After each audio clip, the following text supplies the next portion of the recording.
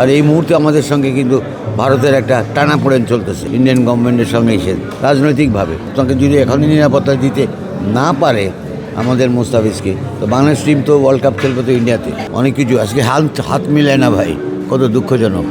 একটা টিমের সাথে খেলা শেষ হয়ে গেলে হ্যান্ডশেক করতে হয়। খারাপ করার একটা খবর আসলো যে মুস্তাফিজ এত দামে আইপিএলে বিক্রি হলো, দল পেলো, শেষ মুহূর্তে তাকে কলকাতা না করে দিল দল নেওয়ার পরে। মানে ব্যাপারটা আপনি কীভাবে দেখছেন? আমি ডিটেলসে পুরো জানি না।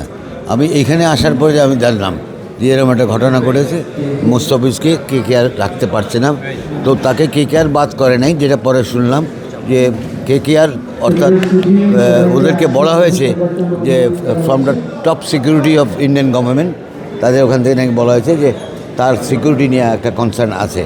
কারণ আমি জানি না যে কিসের সিকিউরিটি কী হলো, আমরা তো যাতায়াত করছে, মানুষ যাবে এক জায়গা থেকে আরেক জায়গায়। আর মুস্তাফিজ, এটাও ঠিক, মুস্তাফিজ ইজ তো একটা ইন্টারন্যাশনাল একটা প্লেয়ার, তো এটা ডিটেলস আরও পরে আমরা জানতে পারবো হয়তো।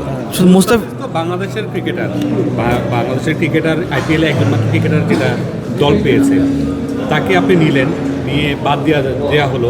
মানে বাংলাদেশকে কি একটু ছোট করা হলো কিনা? বা সামনে তো বিশ্বকাপ আছে, যে নিরাপত্তার কথা বলছেন, বাংলাদেশ বিশ্বকাপ খেলতে যাবে, সেখানে তো নিরাপত্তার একটা কনসার্ন থাকবে। সেটা দেখবে ক্রিকেট বোর্ড। ইয়েস, আপনার কথার প্রশ্নে একটাই আছে যে আপনাকে যদি এখনই নিরাপত্তা দিতে না পারে আমাদের মুস্তাফিজকে, তো বাংলাদেশ টিম তো ওয়ার্ল্ড কাপ খেলবে তো ইন্ডিয়াতে, বাট তো এটা it is a very serious matter মনে করি। কারণ আজকাল শুধু ক্রিকেট না, সব খেলাতে কিন্তু সিকিউরিটি আসপেক্টটা সবচেয়ে বড় গুরুত্ব বহন করে। আর এই মুহূর্তে আমাদের সঙ্গে কিন্তু ভারতের একটা টানাপোড়েন চলতেছে ইন্ডিয়ান গভর্নমেন্টের সঙ্গে এসে রাজনৈতিকভাবে। আমি জানি না সেই রাজনৈতিক ব্যাপারগুলো কি এখানে আসছে কিনা। যদি এটা আসে এখানে, যদি খেলাধুলার মধ্যে, আমি মনে করবো এর থেকে দুঃখজনক ব্যাপার আর কিছুই হতে পারে।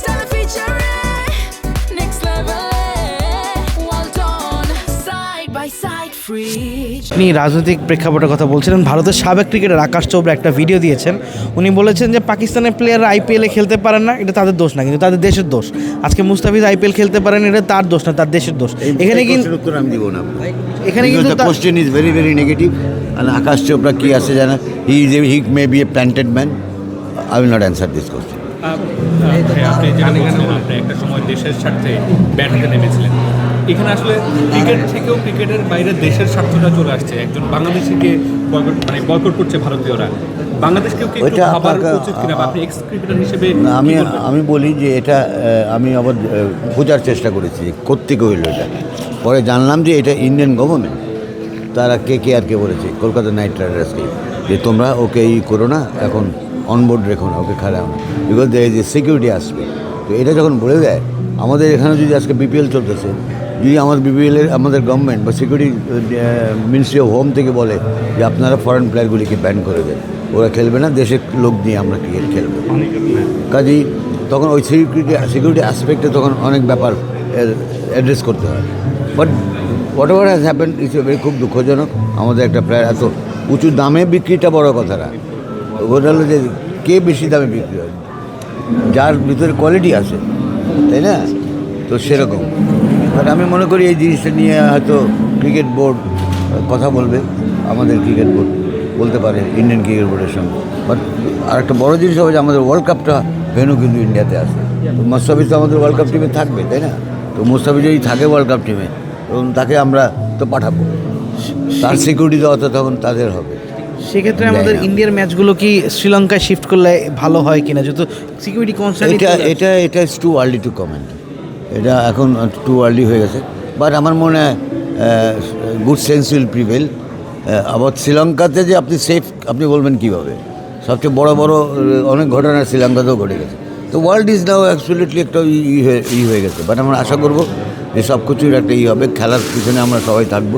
লেট কিপ ক্রিকেট শুধু না, সব খেলাকে ক্লিন এবং আউট অফ দ্য বক্স আমাদের চিন্তা করা উচিত, যে to maintain the security. And sports is an entertainment. মানুষ মাঠে আসে, খেলা আসে, এন্টারটেনমেন্ট পেতে চায়। সে যে কোনো দলের সাপোর্টার হোক বা না হোক, ওভারঅল সে ক্রিকেটটাকে এনজয় করে, সেটা আমরা আশা করতে পারি। তবে এটা ঠিক, আমাদের এই ঘটনাটা কিছুটা আমরা হয়তো অফিসিয়াল স্টেটমেন্ট পেয়ে যাব, আমি জানি না, কারণ আপনাদের থেকে শুনতেছি আমি যে এরকম একটা ঘটনা ঘটেছে। তারপর আমি দেখলাম ওখানে আমার বোর্ড ডাইরেক্টর ছিল, আমাকে দেখালো যে এরকম। আমি এটা তো অনেক কিছু আজকে হাত মিলায় না ভাই, কত দুঃখজনক। একটা টিমের সাথে খেলা শেষ হয়ে গেলে হ্যান্ডশেক করতে হয়। রাজনৈতিক কারণে এগুলি তো এখন দেখা যাচ্ছে যে, আমি তো রাজনৈতিক কারণে বলবো যে হাত মিলাচ্ছে না। আমি লাস্ট ইসের কথা বললাম যে ইভেন্টে এশিয়া কাপের, এবং এখনও তারপরে জুনিয়রটা তো দেখলাম। তো আমি একটা জুনিয়রদের তাহলে আমি কী শিক্ষা দিচ্ছি?